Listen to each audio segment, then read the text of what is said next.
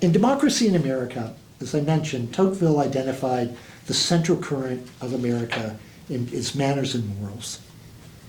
However much the rival sects that he saw when he visited America feuded against one another, they joined in this central current. And it is the mainline Protestant churches which provided America with those morals and manners. Mainline, as an aside, mainline is a term that's created later, but we can apply it retroactively in no loose sense. The mainline churches helped define American culture in several ways. First of all, those churches were mostly apolitical, which had a profound effect on American culture. For instance, there's never been a truly great American political novel.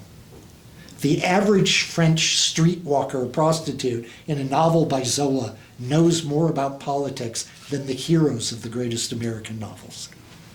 What is it to be an American? At the highest artistic level, it is to be concerned not with politics, but with the cosmos and the self. Politics is incidental to Moby Dick and the Scarlet Letter and Huckleberry Finn. And that's because mainline Protestantism rendered politics secondary to what it deemed most important, salvation and the self. Second, mainline Protestantism defined the structure of the family and the shape of everyday life.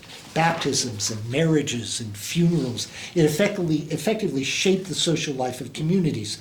When Tocqueville talks about those non-governmental associations in America that he found so fascinating, two examples he gives are volunteer fire departments and mutual burial societies. These people banding together to make sure that there were mourners at each one of their funerals in these new American towns. This Protestantism will also shape the idea of the nuclear family, provide a sense of the arc of life, and frame how we understand what's driving our behavior and how we think about politics. The third thing Protestantism gave us was a shared rhetoric in the language of the Bible.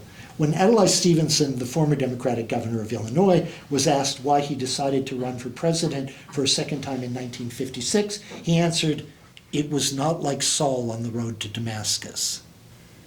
There was a cultural assumption that people would get this sort of biblical reference,